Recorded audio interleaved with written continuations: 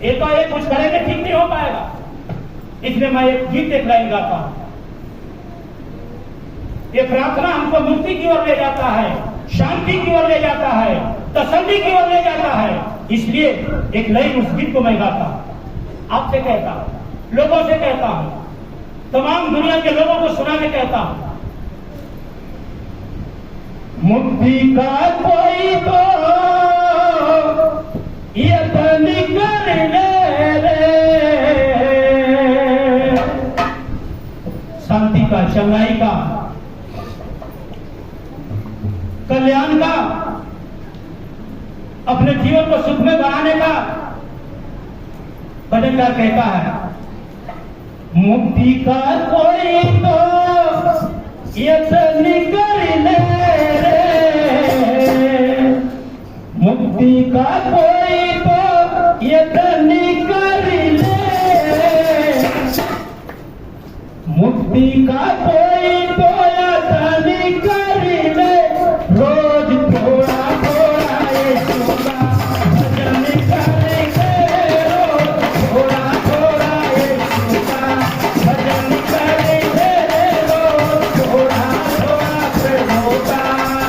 मुक्ति का कोई तो यत्न कर ले, मुक्ति का कोई तो यत्न कर ले, रोज थोड़ा थोड़ा यीशु का भजन करेंगे, रोज थोड़ा थोड़ा यीशु का भजन करेंगे, रोज थोड़ा थोड़ा। आगे बढ़ाके सब गाएं, रोज थोड़ा थोड़ा यीशु का भजन, रोज थोड़ा थोड़ा यीशु का भजन करेंगे, रोज थोड़ा थोड़ा। जोर से थोड़ा थोड़ा यीशु का भजन करेंगे,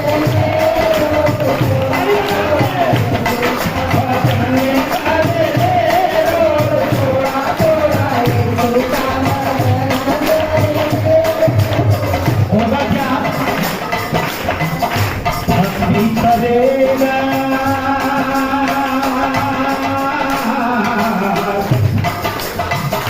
भक्ति करेगा तो बड़ा ही सुख पाएगा, भक्ति करेगा तो बड़ा ही सुख पाएगा, भक्ति करेगा तो बड़ा ही सुख पाएगा, भक्ति करेगा तो बड़ा ही सुख पाएगा, भक्ति करेगा तो बड़ा ही सुख पाएगा, भक्ति करेगा तो बड़ा ही सुख पाएगा, भक्ति करेगा तो बड़ा ही आनंद पाएगा, भक्ति करेगा तो बड़ा ही आनंद पाएगा, भक्ति से आत्मा का माए भूल जाएगा, भक्ति से आत्मा का माए भूल जाएगा, भक्ति से आत्मा का माए भूल जाएगा, भक्ति से आत्मा का माए भूल जाएगा, आत्मा के साथ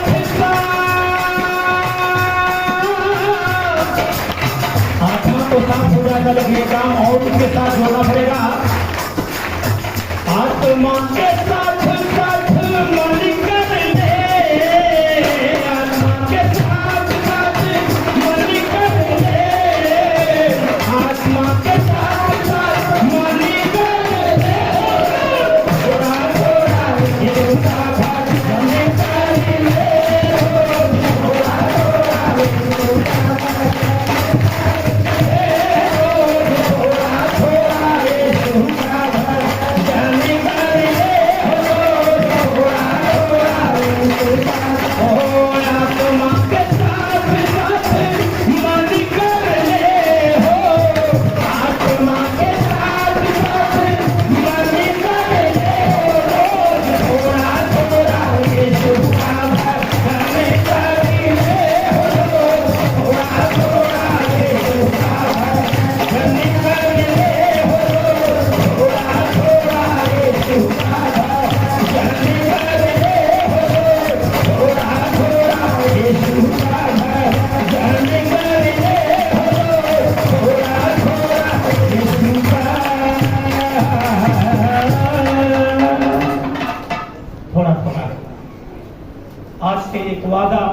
एक वाचा हम और आप बांधेंगे।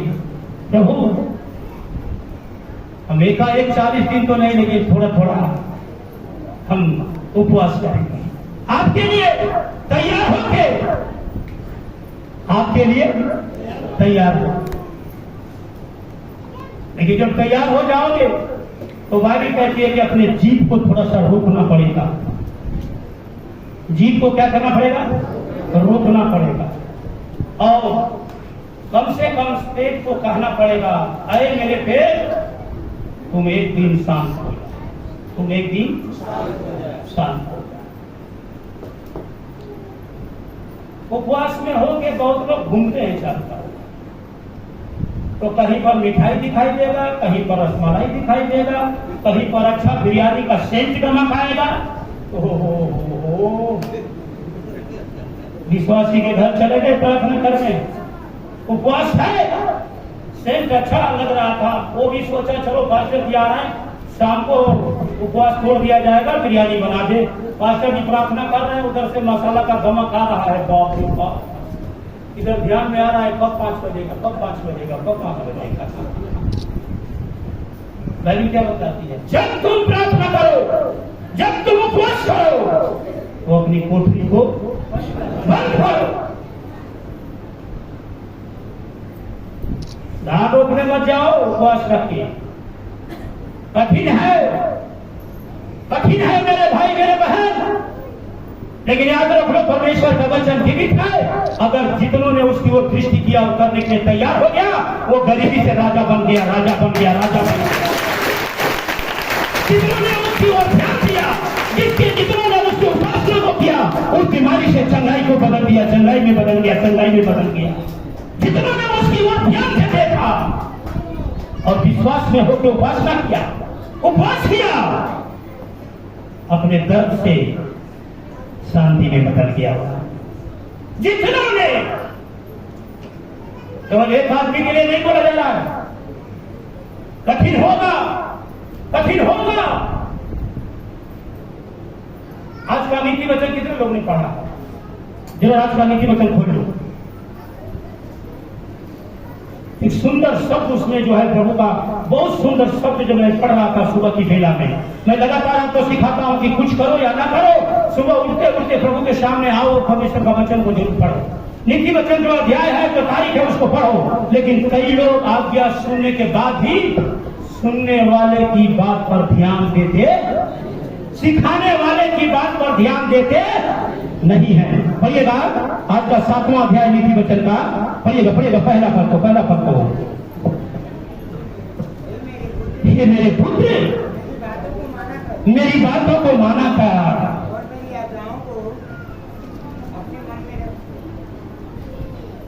मेरी आज्ञाओं को अपने मन में सिखाया तो जाता है, बताया तो जाता है।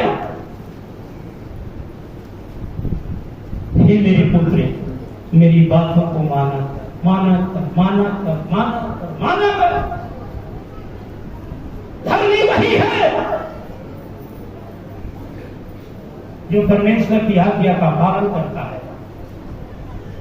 धर्मी वही है जो परमेश्वर की व्यवस्था पर रात दिन ध्यान लगाया जाता है। उसके लिए प्रभु कहता है, दुनिया की कोई भी वस्तु तेरे घर में बाकी नहीं रहेगी, सबसे तुम आजाद हो जाओ। मेरे प्रियो, लेकिन हम सुनते तो जरूर हैं। 5वां अध्याय में शुक्रवार के दिन मैं बताया था, बहुत सुंदर बात 5वां अध्याय में लिखा गया था। पढ़िएगा, पहला पद से जरा पढ़िएगा, इसके बाद मैं आपको बताने के लिए चाहता हूं। पढ़िएगा 5 का पहला। हे मेरे पुत्र, बुद्धि की बातों पर ध्यान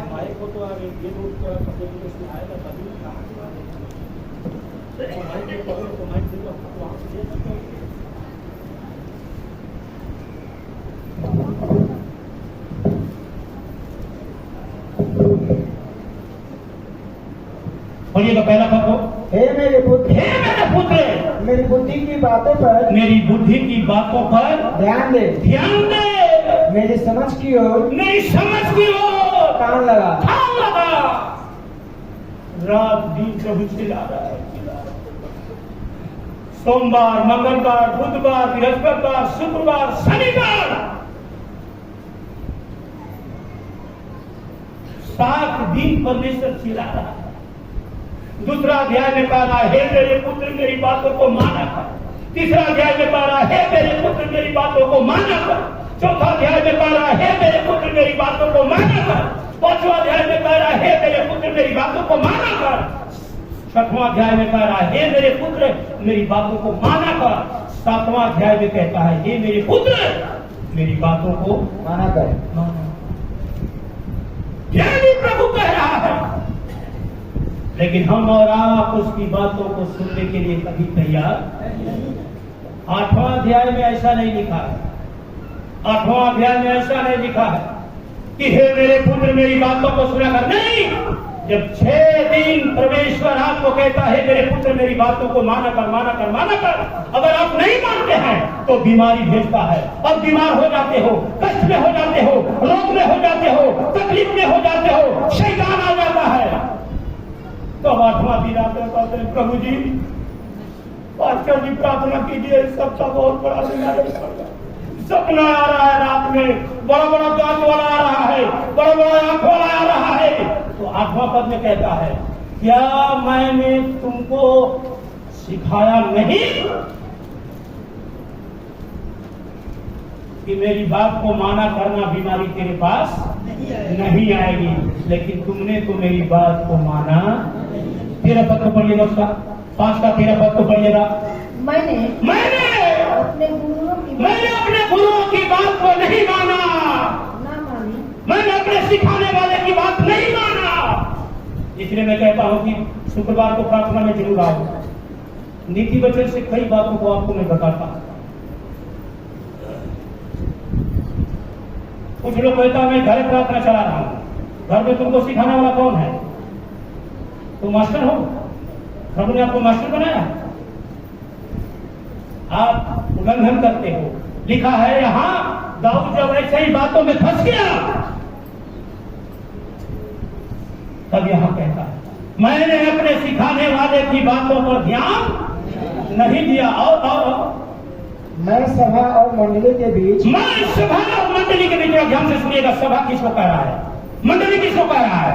सभा ये अथवा की प्रार्थना सभा, इसके बीच में होने के बावजूद, प्रार्थना में होने के बावजूद, वचन में होने के बावजूद, यीशु मसीह के साथ होने के बावजूद, बाइबल लेने के बावजूद, प्रार्थना में भाग लेने के बावजूद सब बुराइयों में जा पड़ा।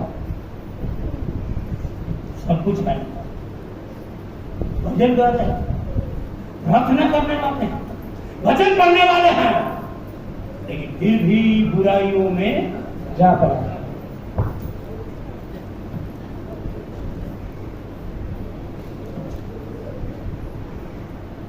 आप कहां?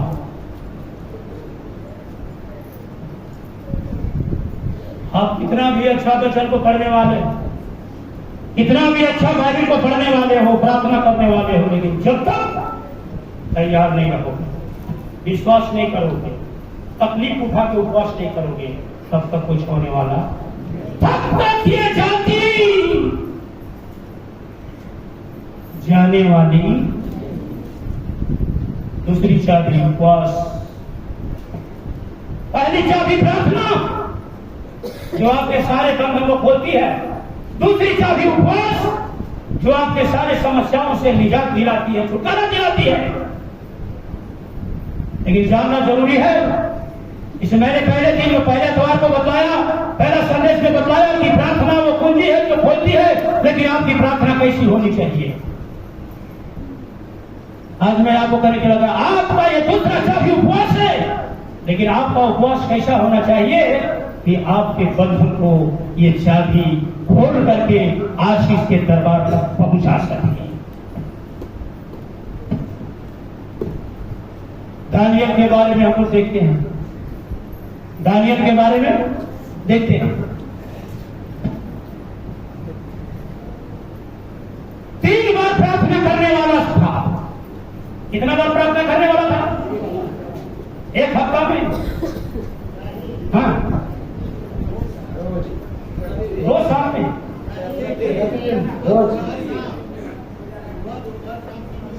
मैं पूछ रहा हूं, उधरा उत्तर दीजिए। कितना दिन पूछ रहा हूं मैं, टाइम थोड़े पूछ रहा था। दानियल कितना बार प्रार्थना करता था? कितना दिन में? एक दिन में। जो पूछा जाए उसको सुनिए, ध्यान यहां रखिए। एक दिन में 3 बार प्रार्थना करता था। राजा को मालूम था कि नहीं था? तब भी अपने पियादों को उसने भेजा, 12 बजे के बाद जाओ, 12 बजे जाओ उसके चैम्बर में, नोटिस लेके जाना, उसी समय पकड़ लेना, वो प्रार्थना करेगा उस समय है। आपका टाइम टेबल होना चाहिए, और आपका टाइम टेबल को आपके परिवार के लोग को मालूम होना चाहिए। अब शुक्रवार है तो मालूम होना चाहिए सबको कि आज उपवास प्रार्थना है। आज से हम लोग वादा करने जा रहे हैं, प्रभु 40 दिन तो नहीं कर सकता है? भारी है ना? भारी है। कितना लोग तैयार हैं कि अगर कल मैं अलाउ करूं कि 40 दिन उपवास प्रार्थना चलेगा, तो कितना लोग तैयार हैं जो चर्च आएंगे?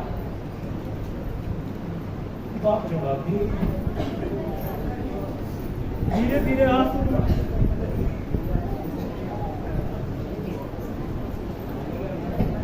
लेकिन अगर कितना लोग सुनिए, अगर मैं बोल दूं कि कल सोमवार से लेकर के, जैसा कोर्ट में, बैंक में, सरकारी जगहों में जो है अभी अलाउ हो गया है। क्या अलाउ है मालूम है आप लोगों को?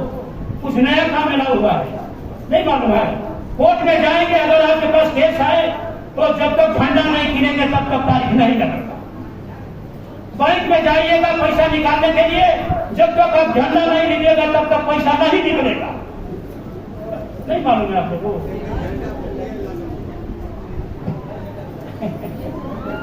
सुनिए, ये याद कर लीजिए, थोड़ा कुछ देखिए, पढ़िए, सुनिए, देखिए, कभी समाचार देखते रहिए। पोस्ट ऑफिस में जाइएगा, जब तक झंडा नहीं देगा तब तक कोरियर नहीं होगा। और ये नियम लग गया है 5 तारीख से लेकर के आपको 14 तारीख तक चलेगा। कितना तारीख तक चलेगा? पैसा निकालने जाना है, बैंक पोस्ट ऑफिस में जाइएगा, इतना बड़ा झंडा दे रहा है 50 रुपये का। कोर्ट में जाइएगा, इतना बड़ा झंडा मिल रहा है 25 रुपये का। 50 रुपया, 100 रुपया। वकील साहब लोग का थोड़ा फोन ठीक हो गया। आप कहें कैसे आपको मालूम हो जाता है सब कुछ जो है? कुछ तो पता करो, अगर थोड़ा देखते रहना है। दानियल के बारे में मालूम था राजा नबूकदनेस्सर को, और उनके पुरोहितों को मालूम था कि ये 3 बार प्रार्थना करता है। क्या आपका कोई टाइम है? आपका कोई टाइम है? सुख है ना आज रोपे के बाटे, आज उपवास प्रार्थना नहीं होता, फर्नीचर हकार हो जाएगा तो अब अगले बार प्रभु भोज है, रोपनी का जाएगा बदना, और जाए तो मैंने छुटिए जाए तो क्या करी? मुक्ति का कोई तो यत्न कर ले यार। वो खेत को रोकेगा कितना, अगर जब परमेश्वर नहीं चाहेगा तो तेरे खेत में उपज होने वाली नहीं है। घट जाएगा, घट जाएगा, घट जाएगा। पतवार के दिन हम लोग गाना गा देते हैं, 6 दिन हम काम करेंगे, 7वां दिन विश्राम करेंगे। 6 दिन हम काम करेंगे, 7वां दिन विश्राम करेंगे। उस दिन हम प्रार्थना करेंगे, उस दिन हम प्रार्थना करेंगे, उस दिन हम भजन करेंगे, उस दिन हम आराधना करेंगे, उस दिन हम भजन सुनाएंगे। 6 दिन हम क्या करेंगे, 7वां दिन विश्राम करेंगे। 6 दिन हम क्या करेंगे, 7वां दिन विश्राम करेंगे।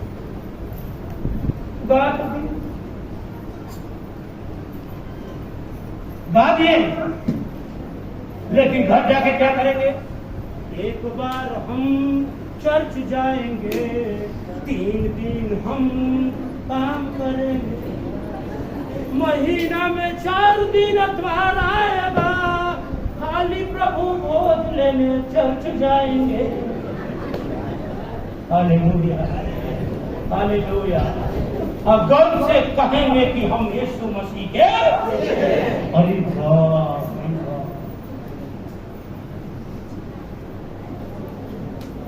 अपना लो ये सारी बातों को। और ये जैसा पास्टर विनोद कुमार चैलेंज कर रहा है, गरीबी से अमीरी में बदल जाओगे। एक भीख मांगने वाला का संतान, कई दिन के बाद खाना मिलने वाला का संतान, अगर आप हजारों आदमी को खिलाना हो तो खोजने की जरूरत नहीं पड़ेगी। 10 रुपए के लिए मोहताज होने वाला आदमी आज खाली नहीं। ये सब परमेश्वर की अनुग्रह है।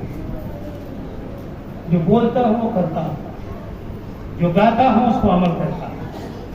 प्रियो,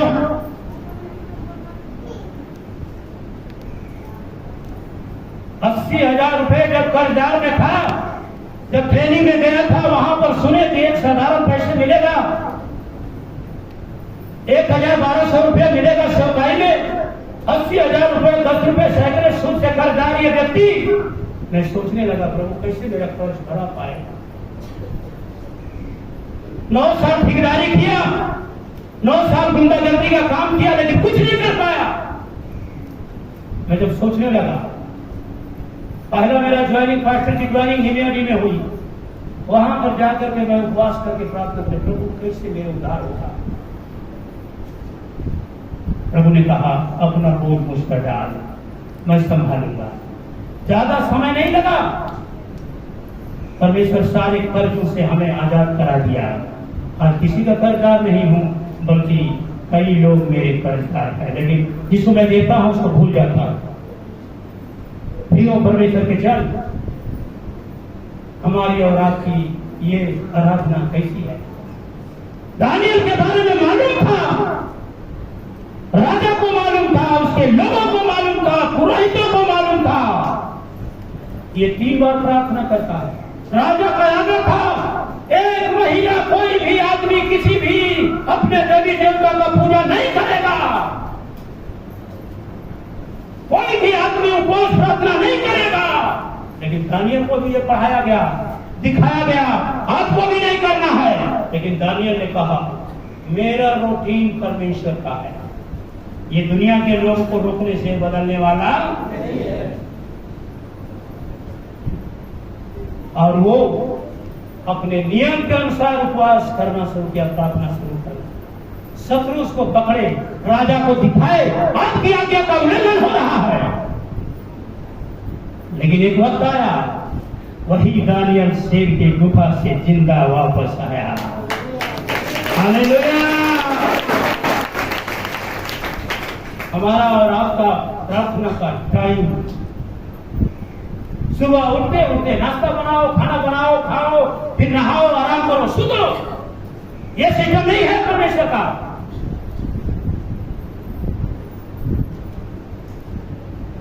परमेश्वर वो कहता है, तेरी हर जरूरत को मैं पूरा करूंगा, तेरे हर अरमान को मैं पूरा करूंगा, तेरे हर लालसा को मैं पूरा करूंगा। पढ़े लिखे नौजवान लोगों, परमेश्वर आपको एक बहुत ऊंचे स्थान में खड़ा करना चाहता है, लेकिन वो कहता है कि तुम मेरे लिए पहले तैयार हो जा, मेरे लिए पहले तैयार हो जा, वचन पढ़ने के लिए तैयार हो जा, आराधना करने के लिए तैयार हो जा, उपवास करने के लिए तैयार हो जा। सुबह उठते उठते तेरे मुंह से यीशु मसीह का नाम निकलना शुरू हो जाए, और उसके बाद वचन पढ़ने वाला बन जाओ, प्रार्थना करने वाला बन जाओ। दिन भर हमने उपवास किया, दिन भर प्रार्थना किया, सुबह से प्रार्थना किया। फिर मैं आपको याद कराना चाहता हूं, शुरुआत की बातों को मत ध्यान करो, अंत की बातों की ओर देखो। दिन भर उपवास किए, प्रार्थना किए, वचन पढ़े, शाम हो गया, उपवास टूट गया, सोने का वक्त आया, जाके बेड पर सो गए। आज बहुत लोगों का हालत यही है। दिन भर आप काम करते हो, दिन भर आप जो है या प्रार्थना करके जाते हो, लेकिन शाम को बेड पर जाकर के गिर जाते हो, सो जाते हो। सारी तुम्हारी दिन भर की हुई तपस्या एक मिनट में खत्म हो गई, कोई फायदा नहीं। 3 घंटा सुना, कोई फायदा नहीं। करना क्या पड़ेगा मालूम? जब खा पी के जाओ बेड पर सोने के लिए, उससे पहले उस परमेश्वर को धन्यवाद करो। ये परमेश्वर पिता, दिन भर आपने हमें ये संभालने के लिए आपने आशीष दिया, दिन भर हमको उपवास प्रार्थना करने के लिए आपने ताकत दिया, दिन भर प्रचार करने के लिए आपने अनुग्रह दिया, दिन भर हमको वचन सुनने के लिए आपने अभिषेक दिया, हमारे कानों को खोला, हमारे दिल को खोला, हमारे हृदय को खोला। प्रभु आपको धन्यवाद देते हैं। और मैं अपना शरीर और आत्मा आपके हाथ से होता हूँ। प्रभु मैं सोने जा रहा हूँ, आप मेरी रक्षा कीजिए, आप मेरी रखवाली कीजिए, यीशु मसीह के नाम से आमीन। अब ऐसा करके देखो, ऐसा करके देखो। कई लोग फोन करता है, रात में बहुत सपना आता है, सपना देखे और खराब हो गए, तो प्रभु के हाथ में नहीं सो के सौंपे तो प्रार्थना शैतान नहीं भी करेगा। लेकिन दिन भर हम लोग प्रार्थना करते हैं और शाम को जाके क्या करके बाद दिन भर प्रार्थना करबे ना करेगी। हाँ, खाओ पियो आराम से, एकदम 2 रोटी दबा के खाओ, थोड़ा दूध ऊपर से पी लो, ओ और आकर के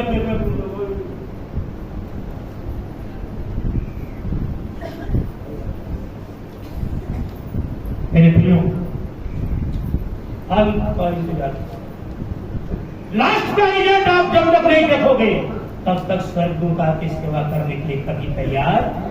यीशु मसीह ने आखिरी 40 दिन तक इंतजार किया, 40 दिन तक शैतान से लड़ा, दुख उठाया, तकलीफ उठाया, लेकिन विश्वास योग्य बना रहा।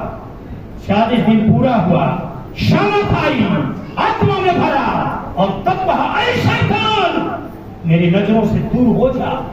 और जैसा वो भागा, स्वर्गदूत आया और यीशु मसीह की सेवा करने लगा। जोरदार ताली बजा के प्रभु का धन्यवाद।